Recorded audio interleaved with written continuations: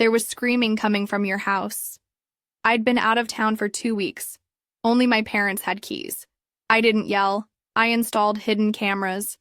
The next time I left, I watched the footage and my jaw dropped. 30 minutes later, police were involved. The thing you need to know is that I lock my house like I'm expecting a home invasion every Tuesday. Deadbolt, double cylinder, keypad lock, the works. It's not paranoia. I just travel for work a lot. I'm a consultant. One of those vaguely high-stress, high-billable hour jobs where I spend half my life solving other people's chaos and the other half pretending it's fine that I come home to an empty house with leftovers from last week and an unopened electric bill stuck to the fridge with a magnet that says live, laugh, love in fake cursive. The irony isn't lost on me. Anyway, I got back last Sunday after 2 weeks in Denver, back-to-back client meetings, 3 days of cold airport sandwiches, and one hotel room that definitely had a blood stain under the armchair. All I wanted was a shower, a frozen burrito, and to not speak to another human being until Wednesday. Instead, I got Greg. Greg is my neighbor. Mid-fours, balding in a defiant way, wears socks with sandals, and mows his lawn like it's a competition he's been training for his entire life. He's also weirdly nice, which is suspicious all on its own. I just stepped out to grab groceries, barely even locked the door behind me. He was standing in his driveway, squinting at me like I was an alien that landed slightly off course. "Hey," he said. I nodded. "Hey." Then he gave me this look, half concerned, half bracing. "Is everything okay? At your place?" I blinked. "Yeah." "Why?" He rubbed the back of his neck. We've been hearing some stuff from your house at night." "What kind of stuff?" He paused, screaming. I stared at him. "Sorry, what?" He looked dead serious. "Screaming. Couple nights ago, and before that too. It was loud. My wife thought someone was hurt. We almost called the cops." I laughed. "Because what else do you do when someone says they've heard screaming coming from your house?" "That's not possible," I said. "I've been out of town 2 weeks." The house was empty. Greg just stared at me.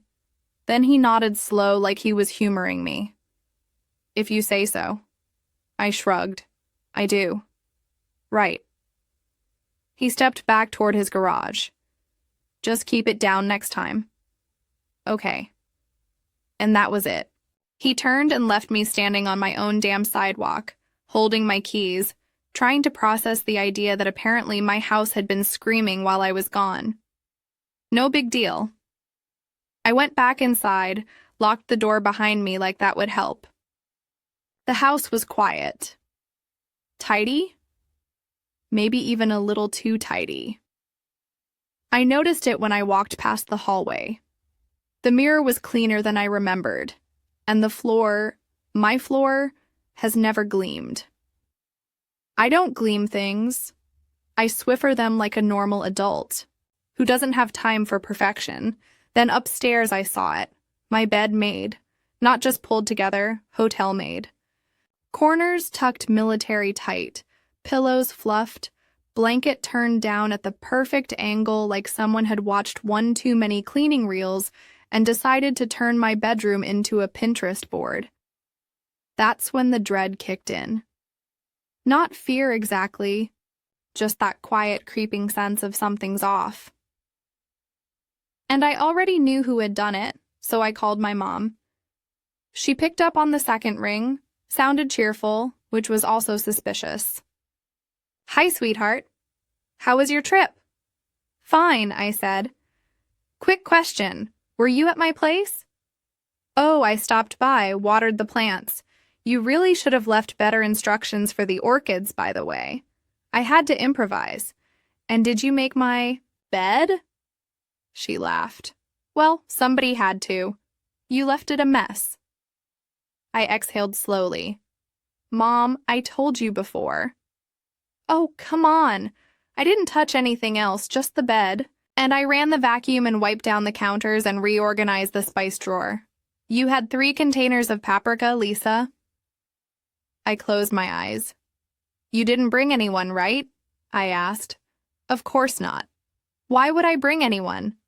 Don't be ridiculous. I didn't argue. Not because I believed her. Just because I didn't have the energy to decode a lie on top of a crime scene made of cinnamon and rearranged bedding. She hung up after a few minutes of unsolicited cleaning advice and one last reminder that I should really be dating more because I'm not getting younger, and there's nothing wrong with engineers. I sat on the edge of the perfect bed, staring at the too clean floor, and felt the edges of my calm start to fray. Later that day, I went back outside. I didn't want to, but I had to. Greg was in his garage again, moving boxes around like he was building a fort. I approached slowly like someone trying not to startle a skittish animal. Hey, I said. He glanced over. Hi. I rubbed my hands together. Can I ask what exactly did you hear from my house? He hesitated. I'm not accusing anyone, I added. I wasn't there, so I'm trying to figure out what happened. Greg looked past me toward my house, then back at me. There were people, he said, coming and going, different ones. I didn't recognize them. When? A few nights ago, around midnight. The night before that, too. I swallowed, and the screaming. He scratched his beard. It wasn't yelling or fighting. It was like someone in pain. Not normal, not fun. I didn't say anything. He added, It's not the first time either. I didn't say anything before, but this happened back in March too. Not as bad, but similar. There was one night around the 10th. Loud noises, people coming and going, and again in early June. I remember because it was the night before my daughter's dance recital. I nodded slowly, even though I felt anything but steady. Look, he said softer now. I'm not trying to cause trouble, but whatever's going on over there, it's not nothing. I went back inside, locked the door again, then I pulled out my planner. March 10th, I was in Atlanta. June 2nd, I was in Denver. My mom had said she watered the plants, nothing more. But there were people in my house and screaming, and me hundreds of miles away thinking the house was empty. I wasn't living alone. I was just the only one paying rent. I didn't sleep that night, didn't check the locks, didn't even brush my teeth. I just lay in bed, the same bed someone else had made for me, trying not to picture things I couldn't unsee. The screaming, the strangers, the pattern, March, June. Every time I went away, something happened in my house. And the worst part, I had no idea what. Not really. People coming and going, music screaming, my bed made wrong, my floors too clean. It was like someone had scrubbed away the surface of my life and painted something else underneath, something I wasn't supposed to notice. But I had noticed, and now I couldn't unnotice it. If you want to understand how this all started, you have to understand my family. And by family, I mostly mean my parents, my sister, and me. One of these things is not like the others. My parents used to be hippies. Not the cute kind that makes their own soap and shops at farmers markets. I mean real hippies, drum circles, herbal tea with questionable herbs, group therapy in someone's garage. My mom used to wear a boutique shawl and talk about energy shifts before she got pregnant with me and swapped the shawl for a job at a shipping office and a 2-bedroom in the suburbs. They never really forgave me for that, by the way, for being the reason they had to get responsible. Growing up, there were always little remnants of their past floating around. Books on Tantra buried under stacks of unpaid water bills, incense, holders next to the tax folders, a dream catcher above the bed in the guest room no one was allowed to use, and of course the philosophy.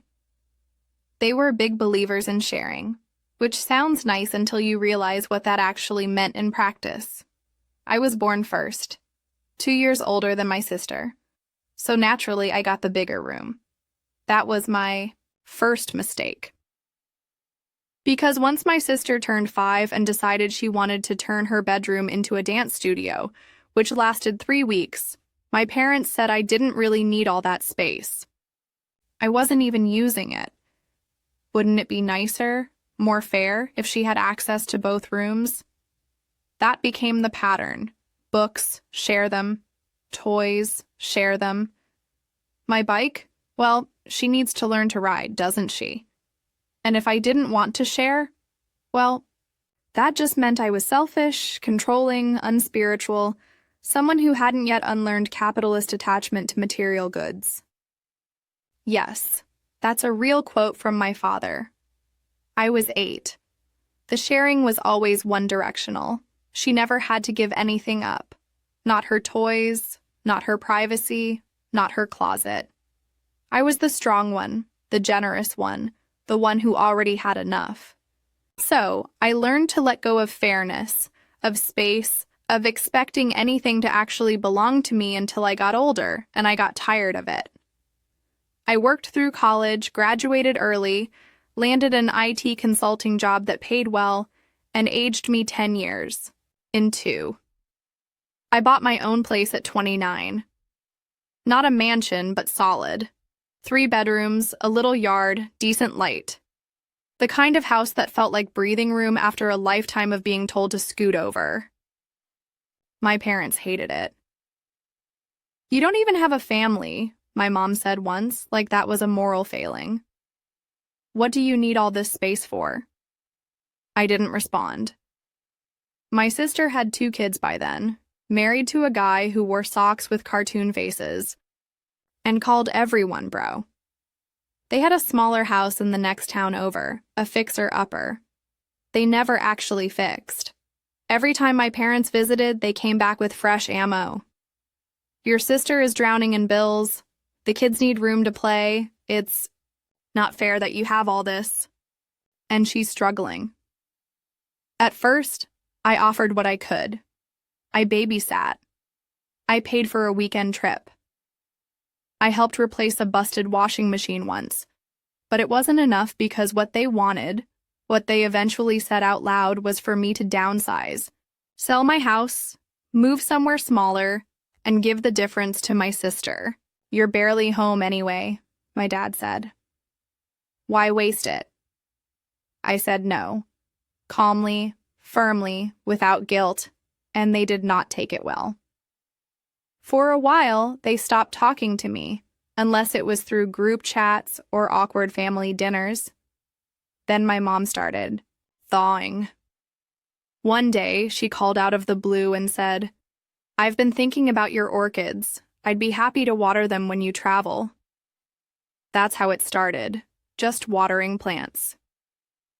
Then it was, "I noticed the rug needed vacuuming, so I did it. Hope that's okay." Then, "You really should declutter your entryway." I tidied up a bit while I was there. Then, "I had to redo your bed. You're folding the top sheet wrong. You're not in a hotel." It got weirder. Once I came home to find the spice rack rearranged alphabetically and not in English, she used Latin. Another time, the kitchen table was wiped down and reset with placemats I didn't own. I told her gently to stop.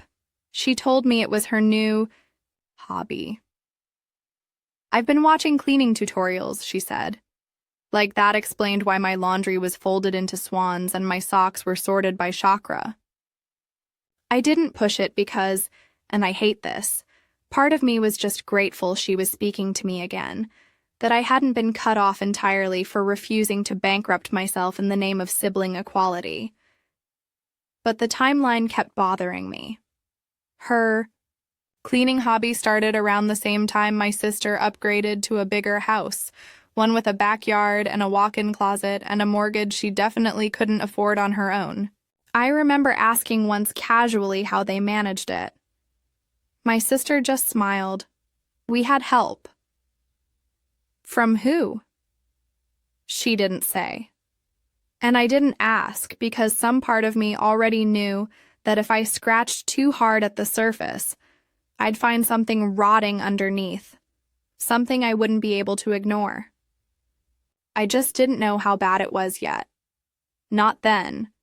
Not yet. I didn't want to be the kind of person who installs hidden cameras in her own home. I wanted to be normal, boring. Even the kind of woman who says, "Thanks, Mom," when her mother offers to water the plants and then doesn't wonder if that's code for something else. The kind of woman who locks her door and assumes that when she comes back, the bed will still be made the way she left it. But after what Greg told me, the screaming, the strangers, the way he looked at me like I was lying, when I said the house was empty, I couldn't be that woman anymore. So I made a decision. My next work trip was already booked. Boise, 3 days, a full rollout meeting with an overseas team. I'd be gone. The house would be empty. And my mother, who already knew my schedule, would absolutely find a reason to stop by. Before I left, I installed 5 cameras. Living room, kitchen, hallway, entryway, bedroom. All of them small, cloud-connected, audio-enabled, tucked neatly into bookshelves, above cabinets, behind plants. Perfectly legal, perfectly necessary. I didn't know what I was going to find, but I knew I was done guessing. I sent my mom a message, the night before my flight. "Hey, off to Boise tomorrow. If you want to water the plants, thank you, but please don't do anything else while I'm gone." No cleaning, no reorganizing, just plants. She replied with, "I'll try not to clean. You know how I am. Safe travels." Which is the kind of text that would sound innocent from any other person. From her, it felt like a trap. First night, nothing. She came by around noon, watered the plants, rearranged a framed photo, wiped something on the counter that didn't need wiping. Annoying, familiar, no screaming, no guests, just the usual maternal chaos disguised as help. I watched it all that evening from my hotel. Laptop open, headphones in, anxiety somewhere in the back of my throat like a swallowed marble. It was quiet. I didn't relax. Second night, I opened the feed around 8 p.m. At first, everything was still. Dim lighting, no movement. Then the front door opened and someone stepped inside. Not my mother. Broad-shouldered, a duffel bag slung over one arm. He walked through the living room like he'd done it before. No hesitation, no pause. 2 minutes later, someone else entered. Then another, a woman with a long silver braid and a wine bottle. Another woman in boots and a red shawl. A man with a folding chair. No one knocked. No one spoke loudly. They all moved like they belonged. I stared at the screen. I didn't blink. Then my phone rang. "Hey, where are you?" Our call with the India team started a few minutes ago. Crap. I'd completely forgotten because of the time difference. It was morning for them. Just another Tuesday. For me, it was the beginning of something. I didn't have words for. I closed the feed, grabbed my work laptop, joined the Zoom. I'm not going to pretend I remember what the meeting was about. Imagine this. You've just seen strangers walk into your house. Not your neighbor, not a friend. Strangers with bags and wine and folding chairs. Then imagine switching windows and pretending to care about enterprise data syncing, while someone named Richishi walks you through a slide deck you don't understand on a normal day. I nodded, smiled, probably agreed to things I'll regret later. Inside, I was spiraling. Outside, I was muted. The meeting lasted 30 minutes, felt like 10 hours. As soon as it ended, I opened the camera feed again. I wish I hadn't. The living room was full. People were spread across the furniture like it was theirs. Lights dimmed, music playing, something soft and rhythmic. There was laughter. Someone lit a candle. I saw a man in nothing but boxer briefs lounging across my sofa. A woman cross-legged on the rug, opening a small black case. A handful of unmistakably adult items laid out across my coffee table. Something made of leather. Something shiny. Something that moved. Someone else walked barefoot through the hallway, holding what looked like a blindfold.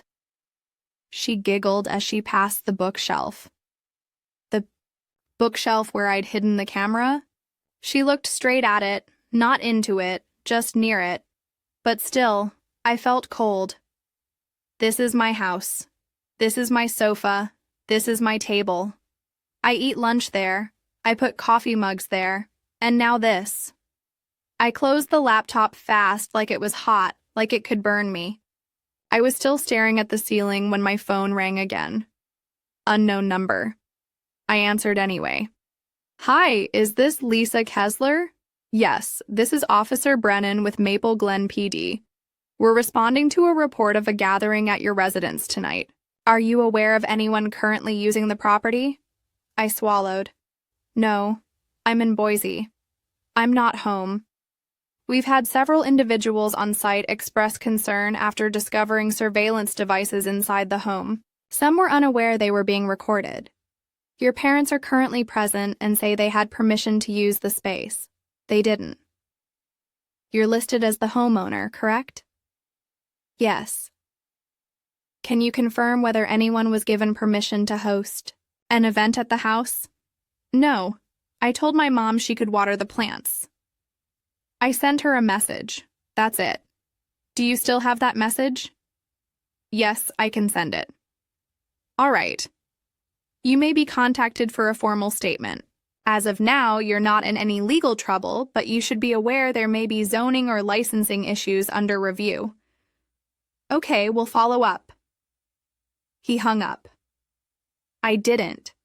I just sat there, still staring at the screen, still trying to process the fact that I hadn't imagined it, still trying to unsee everything I'd seen and knowing I never could.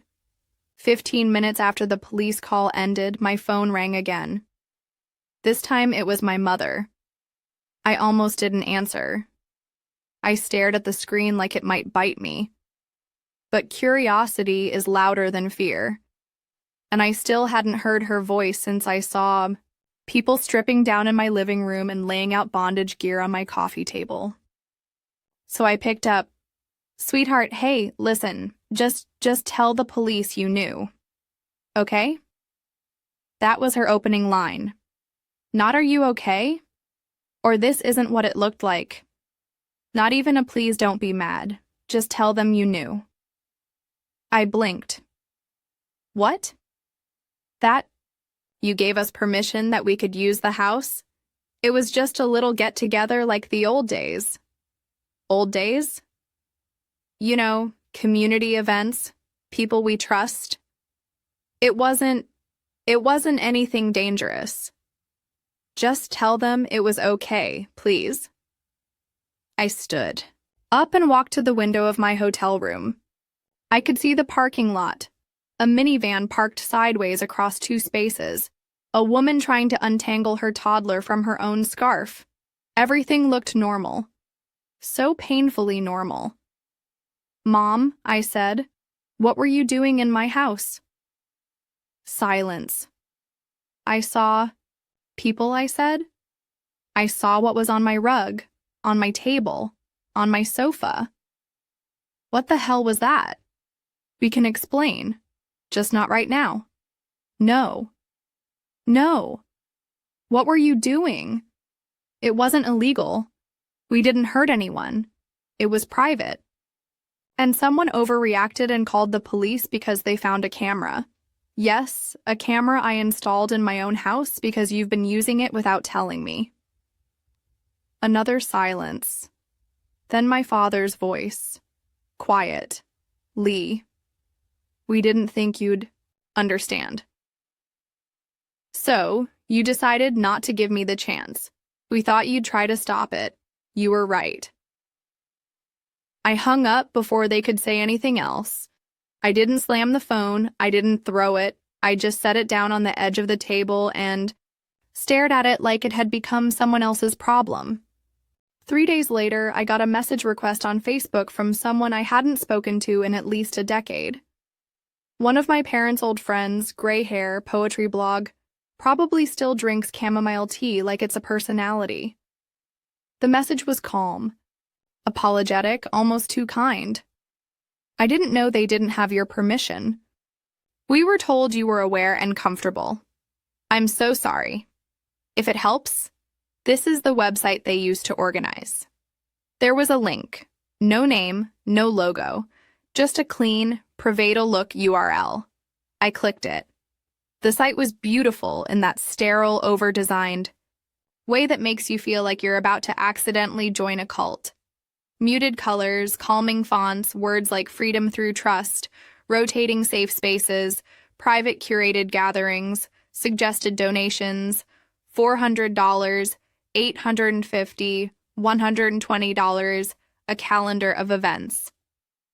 Every date lined up with one of my business trips. Each location was listed vaguely, but I recognized the photos. One had a wine glass resting on a table I refinished myself during lockdown. Another had the rug my mom kept saying was too plain. They hadn't borrowed my house. They had featured it. There was a host alias. The email address attached had my mother's old nickname from her hippie days in it, just spelled backward. I closed the laptop, not in anger, not even in horror, just in finality. They showed up 4 days later. No text, no warning, just a knock on the door and the slow, exhausted sound of two people pretending they weren't panicking. You didn't have to escalate it, my mother said as soon as I opened the door. We could have handled this as a family.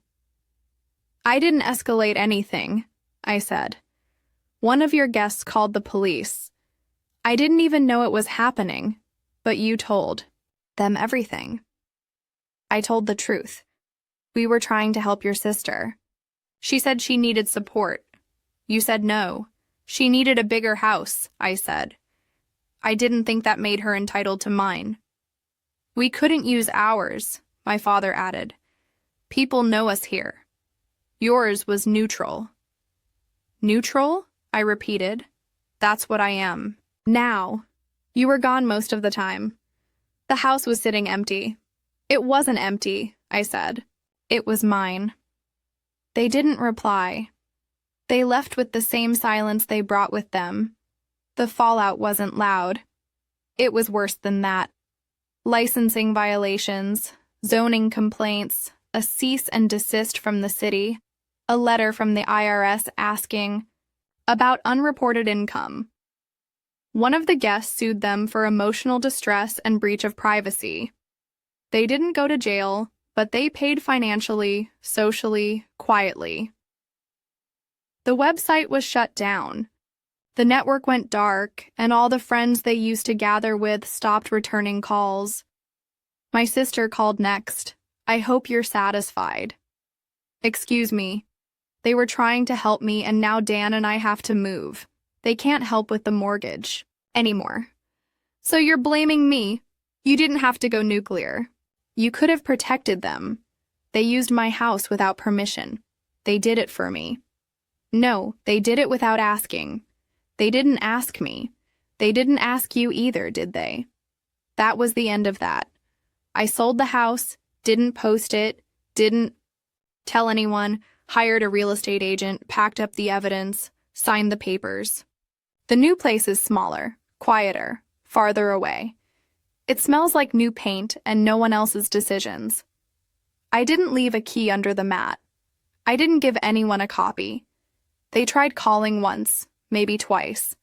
No voicemails, dismissed calls I let. Stay missed. Eventually, they stopped. There was no dramatic ending. No last-ditch apology. Just the quiet understanding between people who know when something's over and aren't willing to say it out loud. We didn't fall out.